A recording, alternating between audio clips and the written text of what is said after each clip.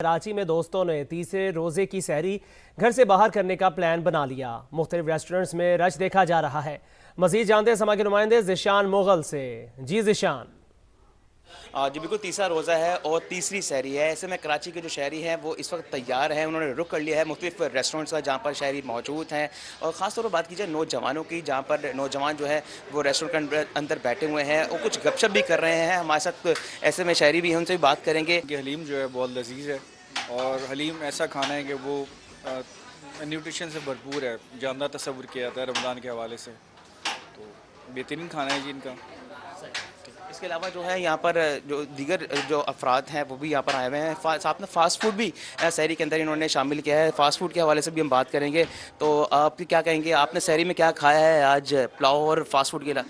आज हमने सहरी में भी यहाँ पे खाया है। फास्ट फूड के अंदर हम लोगों ने रोल्स वगैरह यहाँ पे खाए और जिंगर हमने इनका टेस्ट किया है। सही है। तो अभी ये है कि थोड़ा आते हैं सहरी वगैरह कर लेते हैं दोस्त यार, आपस में थोड़ी गपशप हो जाती है तो ये अच्छा लगता है, थोड़ा सा एंटरटेनमेंट आता है।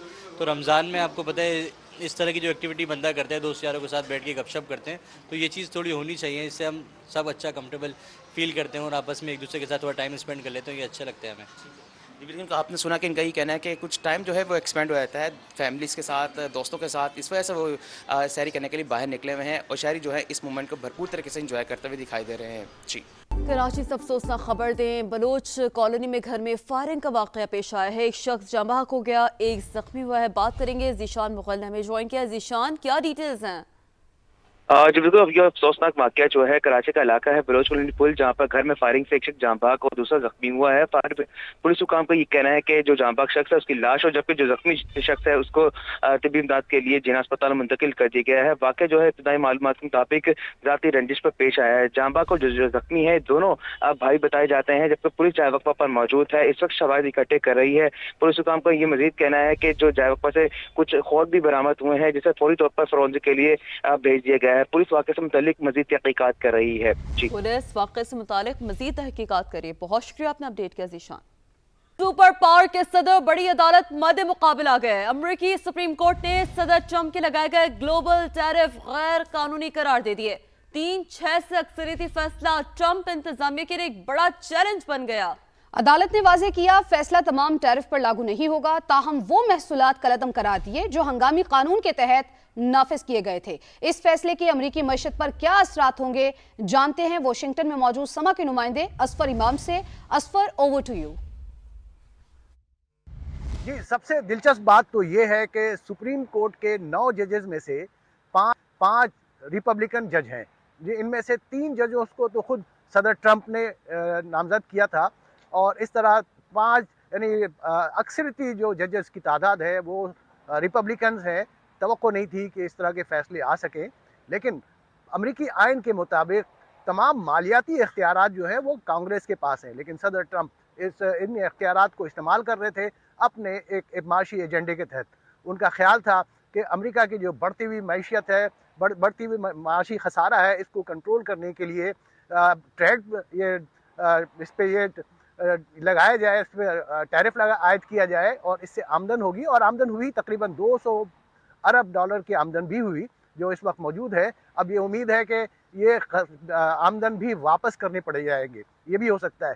तो इस फैसले के नतीजे में अमरीकी मैशत में के लिए जो सदर ट्रंप का एजेंडा था उसको काफ़ी नुकसान पहुंचेगा। उनका ख्याल था कि एक तरफ सरकारी अखराजात कम करने हैं, दूसरी तरफ कोई जो टैरिफ आयद करके ना सिर्फ आमदन बढ़ाना है बल्कि अमेरिका में जो छोटी मैशियत है उसको फ़रोग़ देने के लिए इम्काना पैदा करना है। इसके अलावा जो मुलाजमतें हैं वो जो बैरून मुल्क के लोगों को मिल रही थी, जो बाहर माहिरीन आके यहाँ पे मुलाजमतें हासिल कर रहे थे, वो उसके मुकाबले में जो दही इलाकों के ख़ासकर जो लोग महरूम रह रहे थे उन्हें मुलाजमतों के मौके मिल सके। लेकिन इस तमाम प्रोग्राम को सदर ट्रंप के इस फैसले के बाद काफ़ी नुकसान पहुँचने का खदशा है। असफर हमें अपडेट कर रहे थे। सदर ट्रंप ने अमेरिकी सुप्रीम कोर्ट का फैसला शर्मनाक करार दे दिया। कहा, हमारे पास प्लान बी मौजूद है, अब मजीद सख्त हिकमत अमली अख्तियार करूंगा। महसूलात ने हमारी कौमी सलामती का तहफ़्फ़ुज़ किया, लेकिन जजेस ने टैरिफ के हवाले से अमरीकी मफादात को नजरअंदाज किया। फैसले से वो मुमालिक खुश हैं जो बरसों से अमरीका को लूट रहे हैं। अमरीकी सुप्रीम कोर्ट गैर मुल्की मफादात से मुतासिर थी। आप पसंद करें या ना, मैंने 8 जंगें रोकी। पाकिस्तान और भारत के दरमियान जंगी टैरिफ के साथ खत्म की। On tariffs is deeply disappointing, and I'm ashamed of certain members of the court, absolutely ashamed, for not having the courage to do what's right for our country. Foreign countries that have been ripping us off for years are ecstatic. They're so happy. And they're dancing in the streets, but they won't be dancing for long, that I can assure you. Tariffs have likewise been used to end 5 of the 8 wars that I settled. I settled 8 wars, whether you like it or not, including India, Pakistan, big ones, nuclear, could have been nuclear. Prime Minister of Pakistan said yesterday at the great meeting that we had, the Peace Board, he said yesterday that President Trump could have saved 35 million lives by getting us to stop fighting. They were getting ready to do some bad things. आगे बढ़ते हैं, कुछ दीगर खबरें bulletin का हिस्सा बनाते हैं। गवर्नर हाउस की तकरीब में तासुब की इंतहा हुई। सुबह सिंध और वफाक के खिलाफ गुफ्तगू हुई। शर्जील मेमन की सिंध असम्बली में गुफ्तगू, कहा गवर्नर हाउस तासुब नुमा तकारीर के लिए नहीं बने। कराची पहले ही ये माहौल देख चुका, मजीद मुतहम्मिल नहीं हो सकता। सिंध एक था, एक है और एक रहेगा। गवर्नर हाउस वगैरह ये आईनी इदारे ये इस चीज के लिए नहीं है आप वहाँ पे बैठकर तासुब नुमा तकरीबात करें। वो इस सूबे के खिलाफ तकरीब हुई है, वो वफाक के खिलाफ तकरीब हुई है। जो उनके एमएनए साहब फरमाते क्या है कि यहाँ पे लोग आते हैं और जुम्मे तक रहते हैं, उसके बाद लोग अपने गाँवों को चले जाते हैं। सर सिंध जो है वो एक है, सिंध एक था, सिंध एक रहेगा। इस शहर ने पहले भी बहुत ज्यादा चीजें देखी है। वहाँ पे मौजूद चंद लोगों ने तो इदारों पे भी तनकीदें की है। तासुब पर मुबनी गुफ्तगू करें और लोगों को यहाँ पे आप दोबारा वो पैगाम देने की कोशिश करें जो यहाँ पे पहले माहौल इस शहर में आ चुका है। इतने पढ़े लिखे हमारे दोस्त माशाल्लाह काबिल दोस्त हैं। मैंने नाम लिया नहीं, आप मुझे घड़ी घड़ी बोलो गवर्नर का नाम लूं, मैं उनका नाम नहीं लेना चाह रहा। किसी अगर किसी मेंबर को जो है अगर जान की धमकी दी गई है, अगर इसके किसी को जान की धमकी दी है, ये असेंबली है, ये अखाड़ नहीं है। Order in the house. Usman साहब सियासत करने पर आया तो बहुत से लोगों की नींदें उड़ जाएंगी, बयानात से डरने वाला नहीं। गवर्नर सिंध कामरान टेसूरी का जवाब, कहा बयान दिया तो बहुत सारों की कुर्सियां हिल जाएंगी।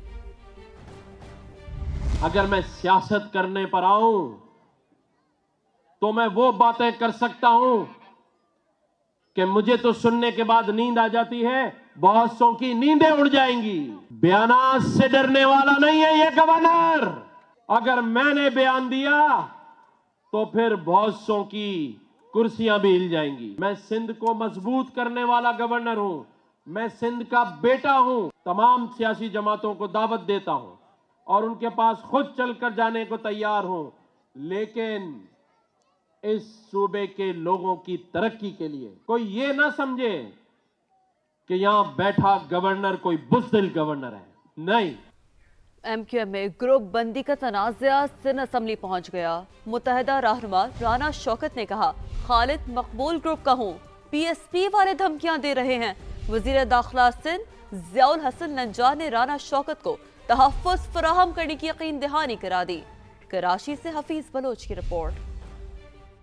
मैं इस ऐवान से अपना रिजाइन करूं, फिर मैं देखता हूं कौन खाने के मुझे धमकी देता है। मैं किसी से नहीं डर सकता। ये मुझे डरा सकते हैं कि मेरा जन्म सिंध की धरती में हुआ है। एमक्यूएम पाकिस्तान में अंदरूनी इख्तलाफात, मामला सिंध असम्बली पहुंच गया। एमक्यूएम के रुकन राना शौकत ने ऐवान में इंकिशाफ किया कि पीएसपी ग्रुप के एमएनए इकबाल महसूद ने उन्हें जान से मारने की धमकी दी है। मैं खालिद मकबूल सिद्दीकी ग्रुप से हूँ। ये एमएनए इकबाल महसूद वो पीएसपी ग्रुप, पुरानी पीएसपी ग्रुप से ताल्लुक है उसका। 16 तारीख को एमएनए इकबाल महसूद मुसल्लह अफराद के साथ आया, मेरे दफ्तर के ताले तोड़े। मुझे धमकी दी गई है कि आप बाहर निकले, हम तुझे देख लेंगे। ऐवान में एमक्यूएम के ही रुकन उस्मान राना शौकत को चुप रहने का कहते रहे। सबकी बेइज्जती करा दी, सारे बोलने दे। शौकत साहब बोले, आप बोले। सूबाई वजीर दाखिला ज़ियाउल हसन नंजार ने ऑपोजिशन रुकन को सिक्योरिटी देने का ऐलान किया।